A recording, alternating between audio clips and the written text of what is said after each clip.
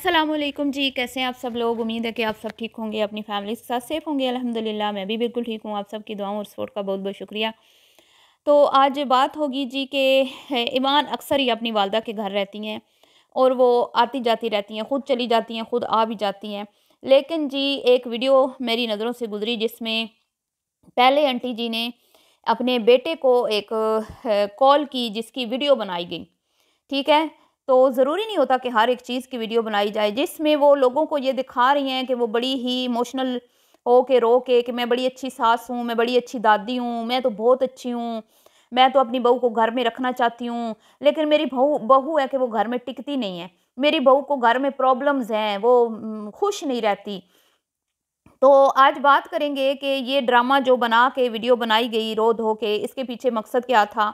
और ईमान जो अक्सर ही माँ के घर आती है जाती रहती है ससुराल, तो कभी ज़रूरत नहीं पड़ी कि स्पेशल जाके उनको उसको लेके आना पड़े। तो गज़ल और इसकी जो वालदा है वो क्यों गई? क्या एक बार फिर ईमान जो है वो नाराज़ होकर अपने मायके चली गई थी और उसको मनाने के लिए गई? क्या घर में कुछ ऐसी चीज़ें हैं जो ईमान के साथ की जा रही हैं जिसकी वजह से वो वहाँ पे टिक नहीं पाती, वापस बार-बार अपनी वालदा के घर वो चली जाती है? इस पे बात करेंगे और बात करेंगे जी ईमान की वालदा ने क्यों दुआएँ झोलियाँ उठा-उठा कर की कि जल्दी से मेरा दामाद आ जाए। और अगर दामाद आ जाता है, तो अब सिर्फ ईमान नहीं है, बच्चा भी है, तो क्या अब हालात बदलेंगे? पिछले 1 साल से ज़्यादा का अरसा हो गया शादी को, शायद 1 साल हो गया हाँ। अ, द तो उसने बीवी को टाइम नहीं दिया, चाहे वो पाकिस्तान में था फिर भी उसने टाइम नहीं दिया, अब तो चले वो बैरूने मुल्क है। तो अब जब वो आएगा तो अब भी क्या वो इसी तरह के पेपर लाएगा, बेटे के सामने रखेगा कि मेरा बेटे अगर तुमने मेरा बेटा बन के रहना है, तो ये 4 पेपर साइन करने होंगे, ठीक है? तो इस पे साइन करोगे तो मैं तुम्हारा अब्बा जो हूँ बन के रहूँगा और तुम्हें अपना बेटा बना के रखूँगा, जैसे बीवी के साथ किया था। या फिर वो अपने बेटे के लिए कंप्रोमाइज़ करेगा, अपनी दोस्ती यारियाँ उनको छोड़ेगा, अपने बच्चे को टाइम देगा, क्योंकि बीवी को तो टाइम दिया नहीं और मुझे नहीं लगता आगे भी कोई उसके मुकद्दरों में शौहर का प्यार और मोहब्बत और टाइम उसको मुयस्सर आएगा। तो क्या वो बच्चे के साथ भी यही होने वाला है? अभी तक भी वो लोंडो-लपाड़ों वाली ही ज़िंदगी गुज़ारेगा बाप बन के भी? तो करते हैं इस पे बात। वीडियो को आपने स्किप नहीं करना, चैनल को करना है सब्सक्राइब, वीडियो को करना है लाइक और शेयर।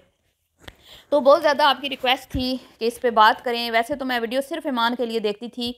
ईमान की जब तक इसके साथ शादी नहीं हुई थी, मैं इसकी वीडियोज़ नहीं देखती थी। ना मैं अब इसकी वीडियोज़ देखती हूँ क्योंकि ईमान अपनी अम्मी के घर होती है।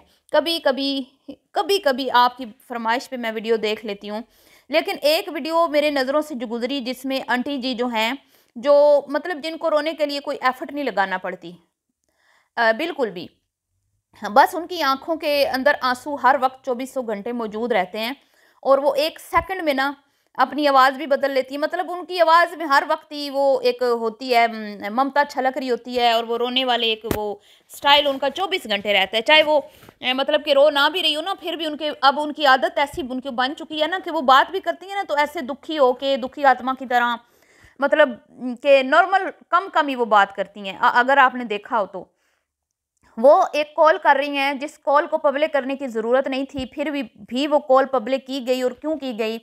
आपको हमें सबको दिखाने के लिए, चाहे वो व्लॉग का पार्ट है या किसका भी है, ये मुझे नहीं पता क्योंकि मैंने सिर्फ़ वो कॉल वाला जो एक क्लिप है वो सुना है, जिसमें वो रो-रो के अपने बेटे को बोल रही हैं कि बहू को बोलो घर आ जाए, बहू को बोलो घर आ जाए। तो पहले तो मैं आंटी जी से ये कहूँगी कि मोहतरम आंटी जी, आपका बेटा तो कहता है कि वो आपकी पसंद है और उसने आपकी पसंद की वजह से कुर्बानी दी है अपनी मोहब्बत की, और एक लड़की से वो प्यार करता था, उसे टूट के चाहता था, उसको उसने छोड़ा आपकी चॉइस के लिए। आपको जो आपकी जो पसंद थी उसने उस पे अपनी मोहब्बत को कुर्बान किया। तो फिर आप अपने बेटे को क्यों बोल रही हैं कि बहू को बोलो घर आ जाए? फिर तो आपकी बहू क्योंकि अपनी मर्ज़ी से आप लाई हैं, तो वो आपकी ज़्यादा सुनती होगी ना कि अपने बेटे की। तो जब से वो ब्याह के आई है, तो वो तो आपके साथ रह रही है, आपके मतलब सास-ससुर के साथ रह रही है। शौहर तो उसके साथ कभी रहा नहीं, तो उसकी शौहर से ज़्यादा तो वो आपसे दोस्ती होनी चाहिए ना, आपसे प्यार होना चाहिए क्योंकि आप उन उसका ख़्याल रखती हैं, आप उसकी ज़रूरतों को पूरा करती हैं। तो ऐसी क्या मजबूरी आन पड़ी? क्या उसने आपकी बात नहीं मानी? क्या आपने उसको समझाने की कोशिश की कि अब बच्चा हो गया, घर में रुको, हैं लोग आते हैं, जाते हैं, बच्चे को प्यार करना होता है। लोग फिर गिफ्ट्स लेके आते हैं, वसूल करने होते हैं, तुम रोज़ाना माँ के घर चली जाती हो। क्या आपकी बात उसने नहीं सुनी, आपकी बात को रद्द कर दिया? इसलिए आप रो रो के अपने बेटे को बोल रही हैं कि अल्लाह दा वास्ते ही पुत्र उन्होंने कहा कि घर आ जाए हैं, घर दी रौनक उदे नाल फलां उदे नाल डिगां उदे नाल। हालांकि हमने तो देखा है कि आपके घर में रौनक दूसरे लोग लगाते हैं आके, आपकी बहू से ज़्यादा बाकी और लोग आके आपके घर की रौनक लगाते हैं और आप खुश होती हैं जब आपके अपने रिश्तेदार आपके घर में बैठे होते हैं। तो आप तब भूल जाती हैं कि आप एक बहू की सास हैं। तब आप कहती हैं मेरी बेटियां मुझे बड़ी अजीज़ हैं, चाहे फिर वो कवालन हो, आपकी गज़ल हो जिससे आप काबा तक राज़ी हैं, और आपकी भांजियां भतीजियां। आपने बहू का नाम कभी भी नहीं लिया, उसको बेटी की लिस्ट में आपने कभी भी नहीं डाला। और जब आप कहती हैं कि मेरी बेटी खड़ी रही अपने भाई के साथ, तो बहू का कभी जिक्र नहीं करती कि वो भी खड़ी रही, उसने भी सब्र किया है इतने महीनों से। वो बेचारी अकेली मतलब कैसी ज़िंदगी गुजार रही है, वो शादीशुदा तो लगती ही नहीं है वो। तो उसके कोई अरमान पूरे नहीं हुए, उसके कोई चाह पूरे नहीं हुए। आपने क्या कहा, सारा क्रेडिट अपनी बेटी को दे दिया, उस बेचारी का नाम नहीं लिया जो उसके नाम पे अभी भी बैठी है सब्र शुक्र करके। हालांकि आपके बेटे ने उसको चीट किया और अपनी मुंह से इकरार किया कि मैं तो किसी और से प्यार करता हूँ और तुम मेरी माँ की पसंद हो, इसलिए मैंने तुमसे शादी की है। फिर भी वो बैठी है ना बच्चे के लिए, तो उसके लिए दो बोल नहीं बोले आपने। अब आप रो के अपने बेटे को बोल रही हैं, लेकिन दिखा किसको रही हैं? अगर ये बात सिर्फ बेटे को बतानी होती, बोलनी होती कि बहू को बोलो घर आ जाए, तो आप वीडियो या में हमें तो देखने को ना मिलती। अगर आप बहू की इज्जत करती होती, अगर आप बहू को बेटी का दर्जा देते, क्या बेटी के लिए इस तरह की वीडियो बना के पब्लिक करेंगी? क्या आप अपने दामाद को कॉल करेंगी कि पुत्र घर नहीं जाती हैं, मैं रोज़ कहनी है घर टूर जा, शादीशुदा है, अपनी सस सस सुरे ਨੂੰ खुश रख, अपने शोर ਨੂੰ खुश रख, अपने घर ਨੂੰ तवज्जो दे। जो आपके पास आपकी बेटी 24 घंटे रहती हैं, कम कम टाइम अपने घर रहती हैं, ज़्यादा टाइम आपके पास रहती हैं, तो क्या आप उसको घर भेजने के लिए अपने दामाद को कॉल करके रिकॉर्ड करके पब्लिक करेंगी? नहीं करेंगी ना, क्योंकि आपको पता है मेरी बेटी की इंसल्ट होगी, मेरी बेटी की नाक कटेगी। लोग जब वीडियो देखेंगे तो लोग कहेंगे ये किस तरह की खातून है कि शादीशुदा होने के बावजूद भी अपना ससुराल छोड़ के मायके में बैठी हुई है, और सगी माँ उसको बोल रही है कि घर चली जा, लेकिन वो नहीं जा रही। तो क्या आपकी बेटी की इज्जत रह जाएगी? तो यहाँ पे आपको ख्याल नहीं आया कि ईमान की इज्जत पे हर्फ आएगा? लोग क्या सोचेंगे कि ईमान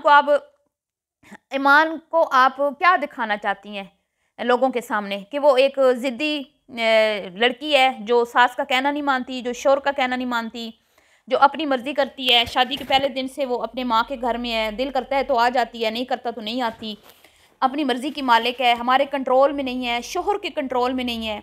क्योंकि शौहर ने जो आगे बोला वो भी आप मुलाज़ा फरमाएं। वो जनाब अली मोहतरम कहते हैं कि वो ना घर में शोर शराबा होता है, वो कहती है घर में शोर शराबा होता है, सुबह सुबह रजब फैमिली के लोग आ जाते हैं। तो रजब फैमिली को घर गृहस्थी अजीज़ नहीं है, रजब फैमिली को वाइटी फैमिली अजीज़ है ना। अगले जाने इन्होंने बख्शवाना है ना आपको, जो आपका व्लॉग देखते हैं। तो वो आ जाते हैं तो बच्चा और माँ डिस्टर्ब होते हैं, इसलिए वो अपनी अम्मी के घर में खुश रहती है। तो हाँ, लेकिन मैं बोलूँगा, मैं उसको ज़बरदस्ती तो नहीं कर सकता, मैं रिक्वेस्ट करूँगा।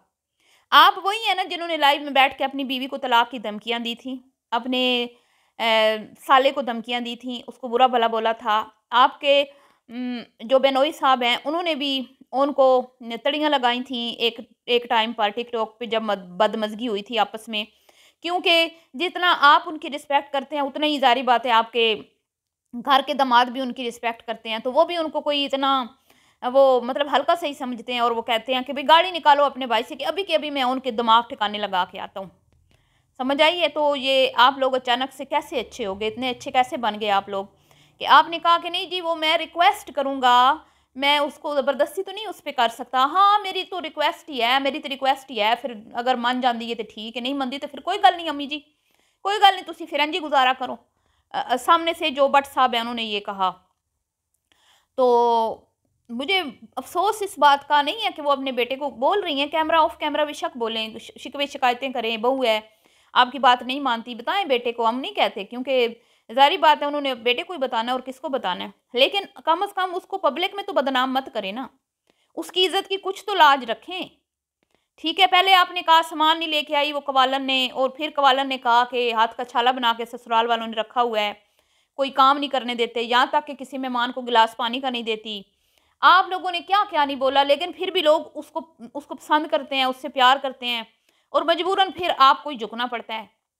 अब यहाँ पे हुआ फिर क्या है जी, कि वो वीडियोस मैंने देखी, उसके बाद फिर इनका एक व्लॉग भी आया है, जिसमें मैंने एक पार्ट देखा जो ये ईमान को लेने गई हैं वहाँ पे माँ बेटियाँ दोनों, गज़ल और आंटी जी। तो वहाँ पे मैंने देखा कि आंटी जी जो है ना वो कह रही थी कि भाई वस्ती रान, तो वो भी उसकी बहन भी गदल भी कि अपना घर संभाले तो वस्ती रवे, तो ये तो वहाँ पे फिर ओन की जो मदर हैं ईमान की, उन्होंने बड़ी दुआ की कि आ जाए रजब। तो आंटी जी रजब आ जाएगा, तो रजब तो पहले भी यहाँ था, तब आपकी बेटी कैसी ज़िंदगी गुजार रही थी, ऐसे ही ना जैसे अब गुजार रही है। तो उसके आने से क्या फ़र्क पड़ जाएगा, पहले तो मुझे समझ ये नहीं आई। अल्लाह करे आ जाए, खैर आपकी दुआ पे आमीन है।